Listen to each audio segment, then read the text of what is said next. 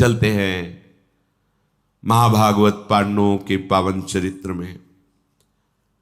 तो ऋषियों ने बताया कि ऐसे मार्कंडेय जी आपको दर्शन देने पधार रहे हैं। युधिष्ठिर जी महाराज बहुत प्रसन्न हुए कि ऐसे महापुरुष का मुझे दर्शन होगा जो भगवान का साक्षात दर्शन किए हैं, बिना इच्छा के भी जिनको गौरी शंकर भगवान साक्षात दर्शन दिए।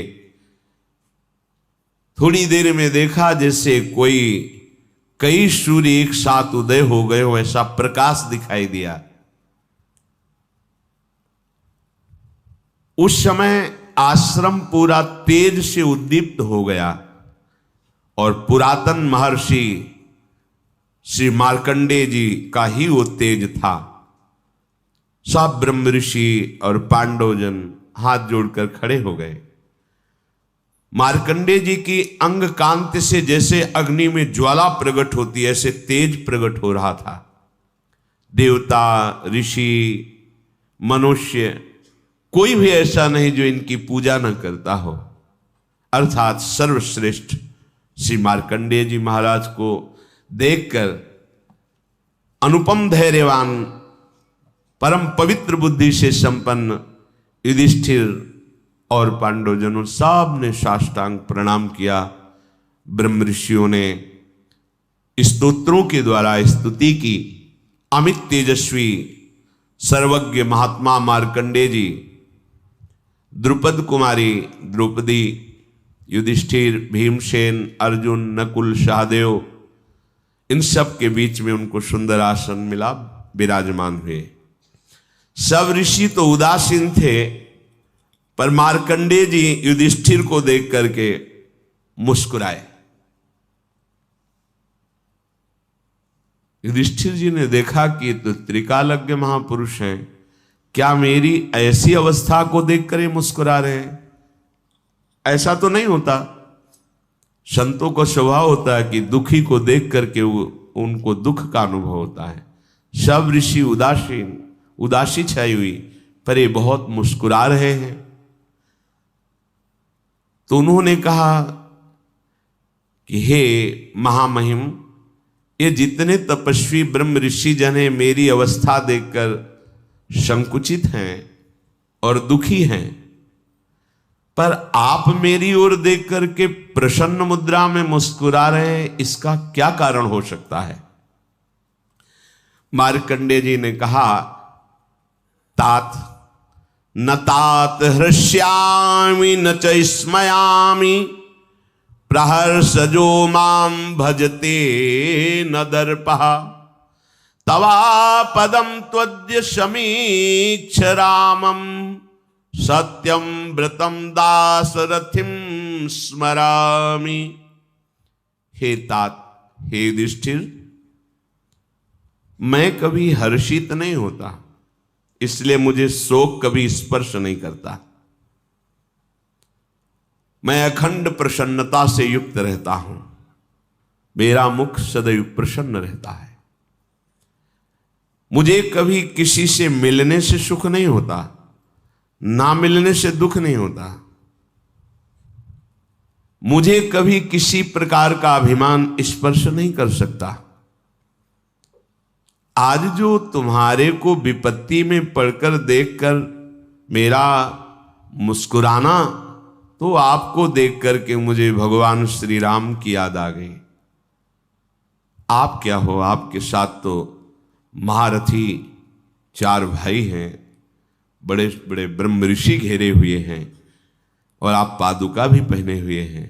लेकिन भगवान श्री राम अपने पिता की आज्ञा के लिए ना तो कोई अन्य सहयोगी है और ना पादुका पहने हुए हैं, केवल एकमात्र सारंग धनुष और लक्ष्मण जी और सिया जी के सहित बड़े कष्ट से वन में दशरथ नंदन श्री राम का मैं मिला था उन्हें ऋषिमुख पर्वत पर। उस समय जो उनको देखा था, क्या तुम्हें कष्ट मिल रहा है? भरण पोषण के लिए भगवान सूर्य ने तुम्हें बटलोई दे दी है, और तुम्हें सदैव अन्य स्मरण ना हो इसके लिए ब्रह्म ऋषि भागवतिक चर्चा सुनाते रहते हैं। भारी व्यवस्था है तुम्हारी, तुम्हें क्या कष्ट है? अगर हम उधर चिंतन करते हैं तब मुस्कुराहट है कि तुम अपने को शोक में मानते हो। स्वयं भगवान होकर के 14 वर्ष का वनवास, विशेष उदासी, कभी किसी नगर में नहीं गए, पादुका भगवान ने नहीं पहने। उन श्री रामचंद्र जी का स्मरण करके मेरे मन में प्रसन्नता हुई और मैं मुस्कुरा रहा हूं कि तुम्हें शोक नहीं करना चाहिए। ऋषिमुख पर्वत पर उनके दर्शन हुए थे और उनसे वार्ता भी हुई थी। दशरथ नंदन श्री राम सर्वथा निष्पाप थे, यमराज के भी नियंता और दानों के नाशक। उन महात्मा श्री राम ने केवल अपने पिता की आज्ञा पर 14 वर्ष का वनवास स्वीकार किया। जो युद्ध में अजेय हैं उनको संपूर्ण भोगों का त्याग करके कष्टमय वन में निवास करना पड़ा। इसलिए अपने को बलशाली समझकर किसी को कभी भी अधर्म नहीं करना चाहिए, और जो धर्म से चलता है तो कितना भी कष्ट मिले कभी दुखी नहीं होना चाहिए, क्योंकि स्वयं भगवान ने वनवास स्वीकार करके दिखाया है। कुंती नंदन, ये हम तुम्हें समझाने आए हैं कि तुम सदैव सत्य पर और धर्म पर चलो। सारे सद्गुण तुम्हारा वर्ण किए हुए हैं। तुम साधारण प्राणी नहीं हो, इसलिए तुम्हें दुखी या सुखी नहीं होना चाहिए। दुखी सुखी होना साधारण प्राणियों का लक्षण है। असाधारण स्थिति प्राप्त करने के लिए भगवान आदेश करते हैं, सुख दुखे समे कृत्वा लाभा लाभौ जया जयो। सुख दुख में समान रहो, लाभ हानि में समान रहो, और विजय और पराजय में समान रहो, तो तुम असाधारण स्थिति को प्राप्त होगे। कोई कार्य हुआ, पूरा हुआ, नहीं हुआ, जैसे श्री जी की इच्छा, प्रयास हमारा, लाभ हुआ या हानि, समान भाव। हम धर्म से चल रहे हैं, हम ठीक से चल रहे हैं, कोई निंदा करे या स्तुति करे, जय हो या पराजय हो, सुख हो या दुख हो, यह अध्यात्म मार्ग के पथिक का स्वरूप है। यदि तुम ऐसा चलोगे तो तुम्हारा यश और तेज सूर्य के समान संपूर्ण जगत में फैल जाएगा। महानुभाव नरेश, तुम कभी अपनी प्रतिज्ञा को मत तोड़ना और कष्ट साध्य साधनों का वर्ण करके कभी उससे दुखी मत होना। ये देखो भागवतिक मार्ग है, ये चढ़ाई वाला मार्ग है। जब हम इस पे चलते हैं तो कोई सहयोगी नहीं होता। पग पग पर दुख, अपमान, क्लेश और आंतरिक युद्ध, काम क्रोध आदि का आक्रमण, पर जो गुरुजनों के द्वारा दिए हुए मंत्र उपासना में दृढ़ है उसे कोई परास्त नहीं कर सकता। अन्यथा फिर सलाह लेने का विचार आता है 4 लोगों से कि भाई बड़ी समस्या, वो तुम्हें निश्चित परमार्थ से विलग कर देंगे। परमार्थ के संबंध की सलाह केवल महापुरुषों से ली जाए, भगवत प्राप्त महापुरुषों से, अन्यथा भ्रमित हो जाओगे, गिर जाओगे परमार्थ से। तो हे नरेश, तुम वनवास की अवधि पूरी करो। मैं देख रहा हूं कौरवों का विनाश होगा, राज्य लक्ष्मी तुम्हारा वर्ण करेगी, क्योंकि जिसके साथ भगवान श्री कृष्ण है वहां विजय ही विजय होती है। महर्षि मार्कंडेय जी ऐसा कह करके और वहां से अंतर्ध्यान हो गए।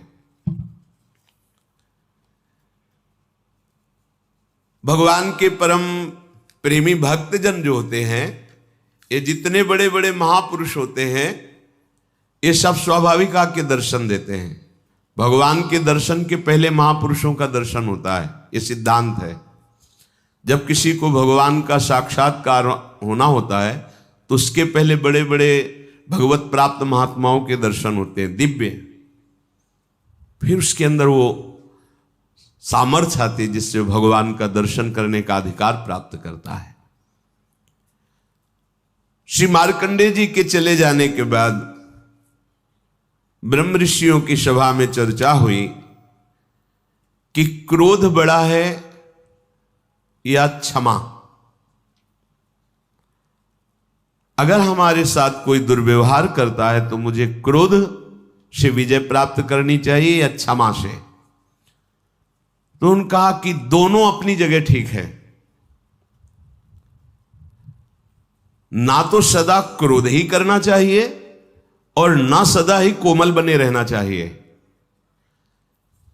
विवेक पूर्वक देखना चाहिए कि इस समय आवश्यकता किसकी है, तेज धारण करने की या शांत होकर सहने की। जो इस विवेक को नहीं धारण करता है वो अपने सतमार्ग को खो देता है। अब आपके गुरु निंदा कोई कर रहा है, इष्ट निंदा कर रहा है, धर्म विरुद्ध आपके साथ व्यवहार कर रहा है, एक बार क्षमा करने का अवसर है। पहली बार जिससे मिले हो और वो गलती कर रहा है तो उससे क्षमा कीजिए। एक बार क्षमा, सावधान, अब दोबारा शब्द नहीं, एक बार क्षमा। अगर दोबारा तो आप में सामर्थ्य हो तो जबान बंद कीजिए, नहीं कान बंद कीजिए और वहां से निकल जाइए। दंड देने की सामर्थ्य अपने लोगों में नहीं है, क्योंकि ईश्वर दंडधारी है, हम उनके दास हैं, वो देख लेंगे। अपने को हट जाना चाहिए। उस सभा में, जिस सभा में अधर्म बर्ताव हो रहा है, यदि आप बैठे रहे तो उसी अधर्म के आप भी भागी बनेंगे। जिसमें संत निंदा हो रही, भगवत निंदा हो रही है, अगर वहां आप चुपचाप बैठे हैं, विरोध नहीं कर रहे हैं, तो वही पाप आपको भी लगेगा जो निंदा करने वाले को लगेगा। इसलिए या तो उठ के वहां से चल दें और या फिर उसका विरोध करें, सभा में खड़े होकर उसका विरोध करें कि आप ऐसा नहीं कर सकते। इसके करने से आप पाप से बच जाएंगे। अवसर देख करके कभी कभी शांत होना पड़ता है और कभी कभी भयंकर रूप भी धारण करना पड़ता है। इससे वो अपने परमार्थ को बचा लेता है। तुम्हें क्षमा का अवसर बताता हूं, जैसा मनीषी पुरुषों ने अनुभव करके सिद्धांत लिखा है। जिसने कभी तुम्हारा एक बार उपकार किया हो जीवन में, बड़े से बड़ा अपराध बन जाए तो उसको एक बार माफ कर दीजिए, क्योंकि उसने उपकार किया। कभी थोड़ा भी तुम्हारा हित किया है और उससे यदि अपराध बन जाए तो पहले के उपकार का स्मरण करके बिना दंड दिए उसे छोड़ देना चाहिए। जाइए आप, इससे तुम्हारा क्षमा बल बढ़ेगा। जिससे अनजान में अपराध हो गया है आपके साथ, उसे पता नहीं था, उसको क्षमा कर दीजिए। क्योंकि सबके लिए सर्वज्ञता सुलभ नहीं है, वो अज्ञानी है, अज्ञान के कारण अपराध बन गया तो क्षमा कर दीजिए।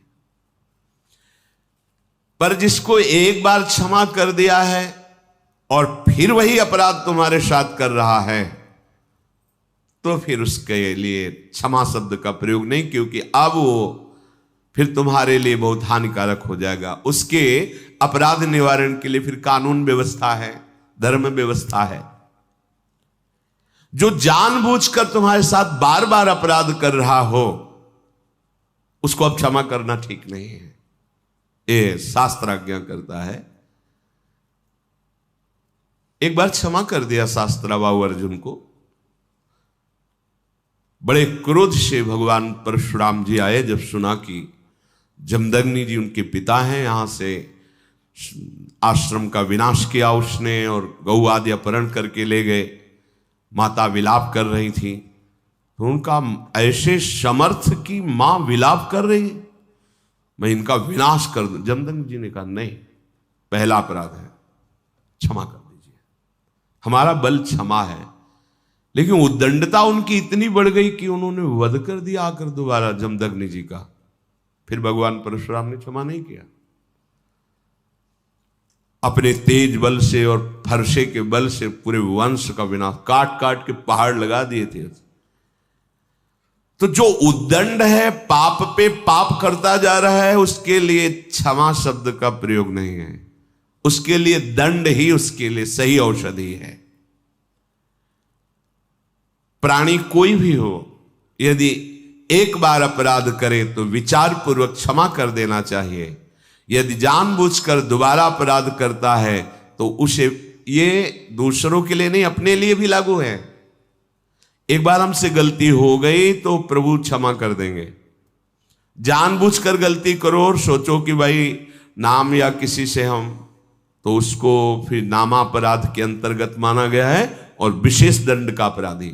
जैसे आपसे अभी तक गलती हो गई, पापाचरण हो गए, गंदे गंदे खाद्य और शब्द, आपने सत्संग सुना और अब लो नशानी अब ना नशई हो, और भगवान की शरण में हो गए तो सब माफ हो गया।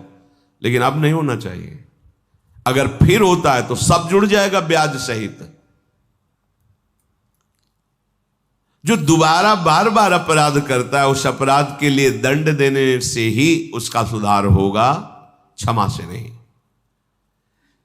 अच्छी तरह जांच पड़ताल कर ले, और जब ये सिद्ध हो जाए कि ये अमुक बार बार अपराध कर रहा है, तो उसके क्षमा योग्य बर्ताव नहीं करना चाहिए, क्योंकि उसका सुधार हो जाएगा, उसके अपराध का दंड यदि उसे मिलेगा।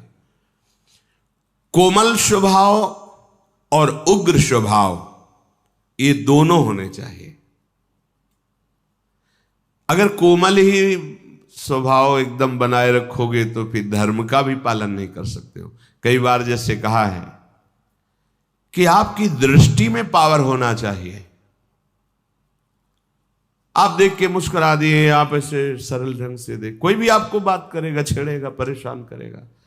अंदर से भगवत चिंतन चल रहा है, सबके प्रति भगवत भाव है, लेकिन आपकी दृष्टि में, बचाइए अपनी दृष्टि को, तो आपकी दृष्टि में सामर्थ्य आ जाएगी।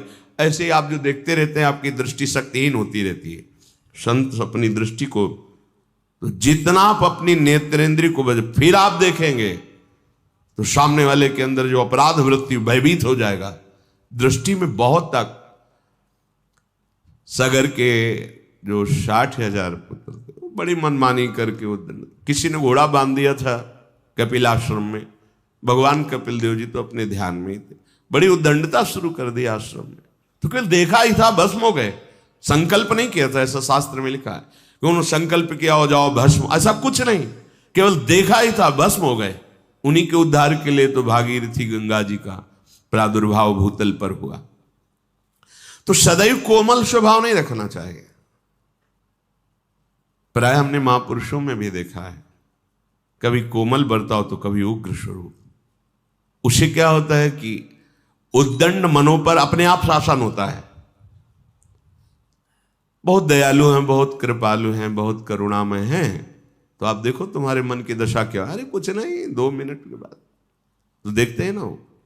और जब ये पता है कि अगर, तो फिर हमें दंड मिलेगा, निष्कासित कर दिए जाएंगे, नाना प्रकार का क्लेश मिलेगा, तो मन भयभीत होकर सतमार्ग में चलता है। इसलिए भगवान का कभी शांत स्वरूप देखा जाता है, कभी उग्र स्वरूप देखा जाता है। इसलिए कभी गुरुजनों को भी देखा जाता है कि बहुत शांत हैं, तो कभी बहुत दंड विधान पे लागू कर दे, जब बाहर ताला लगा दे, बात नहीं करने, नहीं, अंदर प्रवेश निषेध, ऐसा ऐसा। उसे मन को जो आपराधिक प्रवृत्ति में उत्साहित हो रहा था, वो भय लगा और सतमार्ग में चल दिया। यद्यपि कोमलता बहुत ही साध्य विषय है, हृदय कोमल रखना चाहिए, पर हर समय बाहरी मृदुता ठीक नहीं है। जब बचाने के उद्देश्य से दमयंती जी को छुआ तो कुछ नहीं हुआ, और जब काम वासना तो उनका सावधान कदम आगे नहीं। अब साधारण भाव नहीं तुम्हारा काम भाव हो गया है। अगर कदम बढ़ाया तो तुम भस्म हो जाओगे, हम पहले तुम्हें बता रहे, बढ़ाया तो भस्म हो गया। हम अहित नहीं चाहते किसी का, लेकिन कोई हमारे धर्म पर प्रहार करे, कोई हमारी इज्जत पर प्रहार करे, कोई ऐसा, तो ऐसे भी काम नहीं चलता है। बराबर भगवान भी ऐसे नहीं रहे हैं, और ऋषियों की भी देख लीजिए, जहां हुआ तो फिर इसका भी प्रयोग किया है। कहीं तेज की जरूरत होती है, कहीं क्षमा की जरूरत होती है। हर समय क्षमा ही क्षमा नहीं, और हर समय तेज ही तेज नहीं। क्षमा भी बल है और तेज भी बल है, और वही बलवान है जो भजन बल से युक्त है। जितना तुम में नाम है, हाँ देखा है, नाम का प्रभाव देखा है, भजन का बल देखा है। इसलिए देश काल और परिस्थिति का विचार करके कि इस समय हमें तेज का प्रयोग करना है या मृदुता का प्रयोग करना है, दोनों। अब कोई हमारे गुरुजनों पर प्रहार कर रहा है, कोई आक्षेप कर रहा है, कोई गाली दे रहा है, वहां हमारे भगवान है। नहीं, भगवान नहीं हो। अब पुष्प से पूजा नहीं होगी तुम्हारी। जिनके लिए प्राण समर्पित, अगर एक भी शब्द, तो ये प्राण हम समर्पित कर सकते हैं, लेकिन एक भी शब्द नहीं सुन सकते। ये तेज भागवती को होगा। सर्वम खलमिदम ब्रह्म की सिद्धि किए हुए महापुरुष की बात कह रहे हैं। एक भैरव सिद्ध करने वाला कपाली तांत्रिक भगवान शंकराचार्य जी के पास आया और कहा, महाराज आपके लिए देह तो मिथ्या है। कहा, परम सत्य। तो फिर आपकी गर्दन उतार ले जाए, हमारे सिद्ध काम में आएगी। आप जैसे ब्रह्म ऋषि की अगर परम पवित्र खोपड़ी से जो हम करेंगे तो भैरव सिद्ध हो जाएगा। बोले, हाँ हमें कोई परेशानी, आप उतार सकते हो, पर अभी उतारोगे तो बहुत से शिष्य हैं, बाधा पहुंचा देंगे। प्रातः 4 बजे ब्रह्म मुहूर्त में आना, हम इस पीपल के नीचे ध्यानस्थ होंगे और तुम गर्दन उतार ले जाना। सत्य बोले, कोई ऐसा नहीं कि कोई प्लानिंग, कुछ नहीं, ब्रह्मस्वरूप। जैसे दधीचि ऋषि से देवताओं ने प्रार्थना की कि आपकी अस्त्रियों से जो अस्त्र बनेगा उससे वृत्तासुर मारा जा सकता, अन्यथा नहीं। शांत हो गए, अपने प्राणों को ब्रह्म में स्थित करके छोड़ दिया शरीर को, और उनके परम पावन दिव्य तपोमयी अस्थियों से वज्रादि बड़े अस्त्र बने, जो अमोघ अस्त्र कहे गए। तो प्रातः 4 बजे वो कपाली भगवान शंकराचार्य जी की गर्दन उतारने के लिए जब आश्रम में प्रवेश हुआ, तो स्वामी नरसिंहाश्रम जी ब्रह्मबोध सर्वम खलमिदम ब्रह्म, इसकी सिद्धि प्राप्त किए हुए महापुरुष गंगा से हुंकार मारी और दौड़ पड़े, और गुरुदेव के नजदीक नहीं पहुंचा, उठाकर पटक दिया, फाड़ दिया, जैसे नरसिंह भगवान ने हिरण्यकश्यप को फाड़ दिया उसको। हर समय क्षमा की जरूरत नहीं है, हर समय तेज की भी जरूरत नहीं, अत्यंत आवश्यक है। जहां धर्म जा रहा हो वहां प्राण जाना श्रेष्ठ है, धर्म जाना नहीं। जहां हमारे पूज्य आराध्य देव गुरुदेव का कहीं कोई किसी भी तरह से, वहां हमारे प्राण समर्पित होना परम धर्म होगा, ना कि वहां क्षमा। हां, हमें कोई कष्ट दे रहा है तो एक बार हम विचार करके प्रथम अपराध को क्षमा से उसे उस अपराध से मुक्त करेंगे। लोक में यदि उद्दंडता करने वाले पापी को क्षमा ही करते रहा जाए तो बहुत लोगों को भय प्रदान करेगा। इसलिए कानून बना है, उसे कानून को समर्पित करें, क्योंकि जो दुष्ट स्वभाव वाले जन होते हैं ये भय के द्वारा ही ठीक होते हैं, क्षमा के द्वारा नहीं ठीक होते। कोई ऐसी बिरली घटनाएं होती हैं जो क्षमा से उनका परिवर्तन हो गया कि मैंने अपराध किया, इन्होंने क्षमा किया, उसका हृदय परिवर्तन हो गया। तो इसलिए महाराज आप सदैव क्षमा का ही आश्रय न ले। युधिष्ठिर से कहा कि आप सदैव क्षमा का ही आश्रय न ले। क्रोध, अगर इसको आप बार बार ही उत्तेजना में लाते रहेंगे तो ये क्रोध आपकी उन्नति को नष्ट कर देगा। दोनों बातें देखना है। ये जान लीजिए कि लोक और परलोक दोनों का नाशक क्रोध है। क्रोध जीतने से उन्नति होती है, क्रोध के वशीभूत होने से अवनति होती है। जो जितना क्रोध को अपने काबू में कर लेता है वो उतना ही परमार्थ पथ में आगे बढ़ जाता है। जगत में जो छोटी छोटी बातों में क्रोध करने लगते हैं उनका पतन हो जाता है। इसलिए उपासक को चाहिए कि सर्वनाशक इस क्रोध को पीना सीखे। जब गुस्सा आवे पीना सीखे। पीछे वर्णन कर चुके हैं। देखो, तेज और क्रोध में अंतर होता है। क्रोध होता है कामना के बाद और तेज होता है धर्म संबंध से। जब कोई धर्म का नाश कर रहा हो, जब कोई आराध्य देव, इष्ट देव, गुरुदेव आदि की बात हो, तो उस समय एक भागवतिक तेज होता है। और जब हमारी किसी वासना पर प्रहार होता है, हमारी इच्छा पर, फिर जो क्रोध होता है उसे पीना सीखना चाहिए।